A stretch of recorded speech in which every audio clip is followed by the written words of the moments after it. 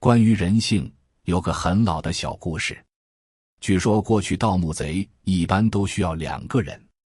打一个洞，其中一人腰间系绳下去取珠宝玉器，另一人在上面拉着绳子。但经常发生拉绳人陷财起意，抛弃下面同伙的事情，于是演变为盗墓团伙以父子居多，但还是会发生儿子扔下亲爹的事，最后形成行规：儿子下去取货，父亲在上面拉绳子。东野圭吾曾说，世界上有2样东西不可直视，一是太阳，二是人心。千万别太相信人，千万要相信人性。利益之下，最见人心。洛克菲勒在家书中对儿子说，利益是光照人性的影子，在他面前，一切与道德、伦理有关的本质都将现形，且一览无余。人性往往是经不起考验的，尤其是在利益面前。前段时间，在某情感电台上，无意间听到一个故事。一位女孩说，她自幼父母双亡，她和弟弟相依为命，自己又当爹又当妈，把弟弟拉扯长大。后来弟弟想做生意，他二话不说拿出了自己全部的积蓄，结果弟弟生意失败，人也躲了起来，更别提还钱的事了。不久前，女孩骑车不小心摔断了腿，急需用钱，四处打听才终于得知弟弟的下落。打电话过去，弟弟一再敷衍他，对他漠不关心，甚至耍赖说姐姐帮弟弟是天经地义，自己从来就没想过还钱。有句话说得好，不背叛，只是因为背叛的筹码不够大。这种利诱大到一定程度，人性阴暗的一面就会被诱发。人与人之间一旦有了利益的牵涉，再好的关系都会变质。卑微与伟大，恶毒与善良，仇恨与热爱是可以互不排斥的，并存在同一颗心里的。毛姆的这句话如同一把锐利的手术刀，精准地剖析出人性的复杂本质。人性绝非是简单的黑与白，而是一幅由无数色彩交织而成的斑斓画卷。在我们每个人的内心深处，都同时潜藏着善良与邪恶的种子，它们在不同的环境与境遇下，会生根发芽，绽放出截然不同的花朵。在日常生活中，我们不难发现人性复杂的诸多表现。一个在工作中雷厉风行、手段强硬的人，回到家中却可能是一个温柔体贴、充满爱心的父亲或母亲。一个平日里看似冷漠无情，对他人苦难无动于衷的人，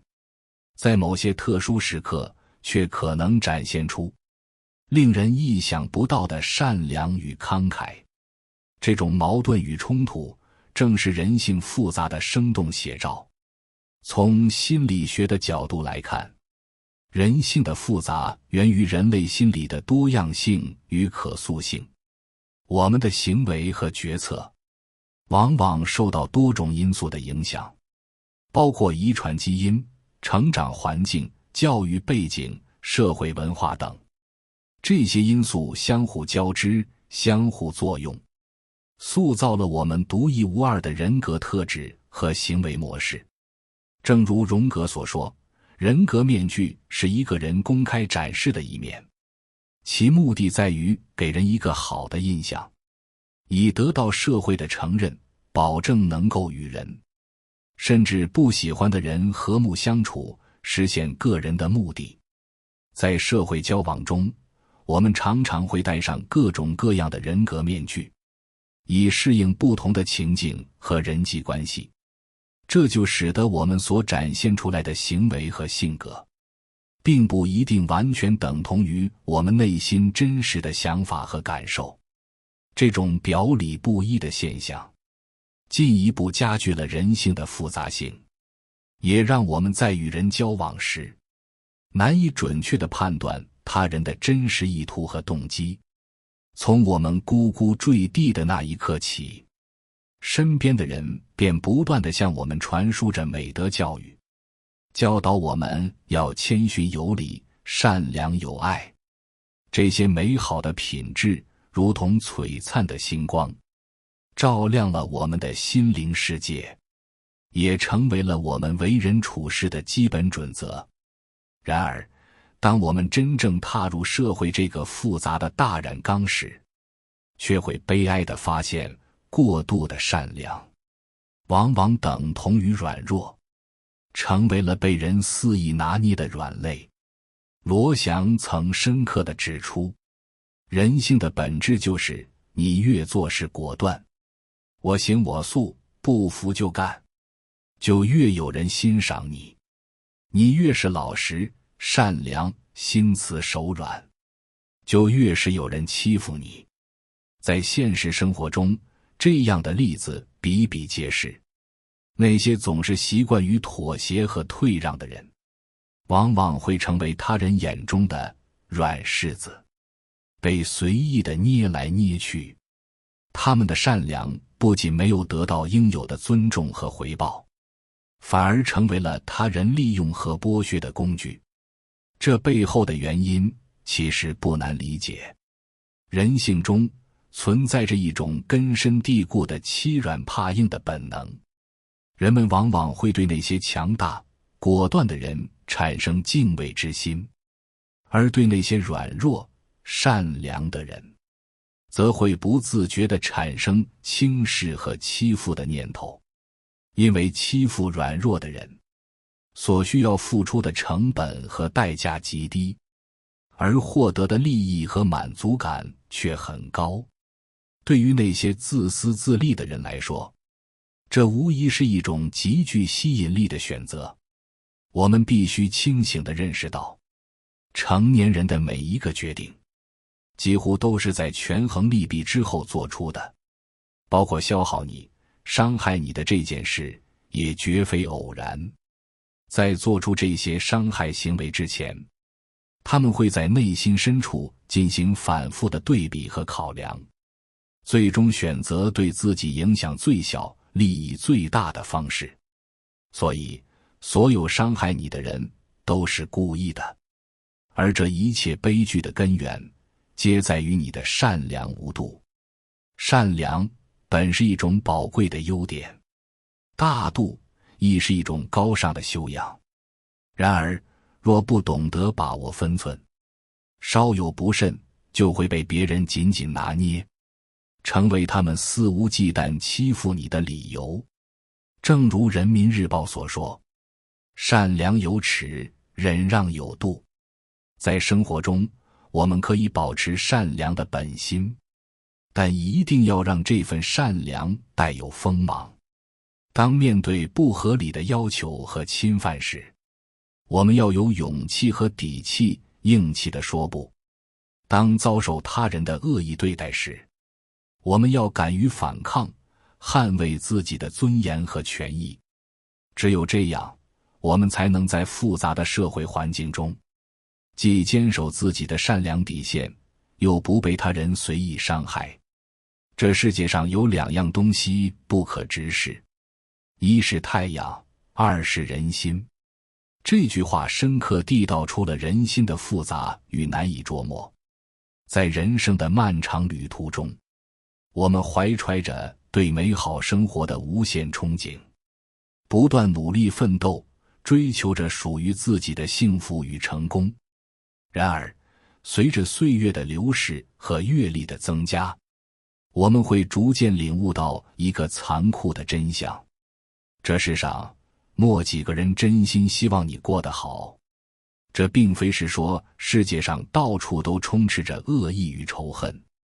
而是人性的复杂多面使然。大多数人由于自身的认知局限和思维定式，往往难以真正理解和体会他人的成功与幸福。在他们的潜意识里，会将他人的成就视为一种威胁，一种对自己现有生活状态的挑战。这种内心深处的不安与恐惧，使得他们难以发自内心的为他人的成功而感到高兴和祝福。从社会心理学的角度来看，嫉妒心理是导致这一现象的重要原因之一。嫉妒作为一种普遍存在的人类情感，是指个体在面对与自己有某种联系的人，在某些方面优于自己时，所产生的一种消极的情绪体验。当我们身边的人取得了比我们更好的成绩，获得了更多的财富，或拥有了更美满的生活时，我们的内心深处往往会不自觉地涌起一股嫉妒之情。这种嫉妒情绪可能会以各种不同的形式表现出来，比如冷嘲热讽、暗中诋毁、故意疏远等。它不仅会破坏人与人之间的和谐关系，还会让我们陷入一种消极、痛苦的情绪状态之中。除了嫉妒心理之外，自我保护的本能也是影响人们对他人态度的重要因素。在现实生活中，人们往往会出于自我保护的目的，对他人保持一定的距离和警惕。当我们看到身边的人过得越来越好时，我们可能会担心自己在他们眼中的地位和价值会受到影响，从而产生一种不安感。为了缓解这种不安，我们可能会选择对他人的成功视而不见，或者通过贬低他人来提升自己的自信心。这种自我保护的本能，虽然在一定程度上能够帮助我们维护自己的心理平衡，但却也阻碍了我们与他人建立真诚深厚的关系。面对这样的现实，我们无需感到沮丧和失望。相反，这恰恰是我们成长和锻炼内心力量的宝贵契机。我们应该学会在孤独和质疑中坚守自己的信念，用实际行动去证明自己的价值。在这个过程中，我们会逐渐明白，真正的幸福和成功并非来自于他人的认可和祝福，而是源于内心的坚定和满足。当我们学会在人生的道路上独自前行，用智慧和勇气去创造属于自己的美好时，我们才能真正体会到生活的意义和价值，从而成长为更加成熟和坚强的自己。在岁月的长河中不断前行，我们会愈发深刻地察觉到人性中存在的丑恶一面。当我们遭遇那些恶心的人或事，内心往往会涌起一股强烈的愤怒与厌恶之情。在这种情绪的驱使下，或许有人会选择不服就干，以一种激烈的方式来表达自己的不满和反抗。然而，在我看来，真正的清醒与智慧，并非是这种一腔热血的孤勇，而是一种娴静淡然的包容。杨绛先生曾说过，允许自己做自己，允许别人做别人，让花成花，让树成树。这个世界本就没有绝对的好坏对错之分，每个人都站在自己独特的角度，基于自身的价值观、人生观和世界观，做出了在他们看来最有利于自己的抉择。那些我们所认为的违背道德、令人不齿的行为，在当事人的眼中，可能有着他们自己的理由和解释。我们不能仅仅因为他人的行为与我们的认知和期望不符，就对其进行全盘否定和批判。当我们遇到那些让我们感到厌恶的人或事时，不妨尝试换个角度去思考问题。我们要明白，这是他们的人生课题，他们需要为自己的行为负责，而我们要做的是专注于修好自己的人生课题。正如古人所说，择其善者而从之，其不善者而改之。我们没有必要奢求别人为我们而改变，也无需勉强自己去融入那些与我们格格不入的圈子。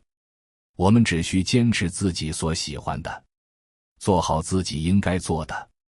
学会与万事言和，与独处相安，在自省、自省、自清醒中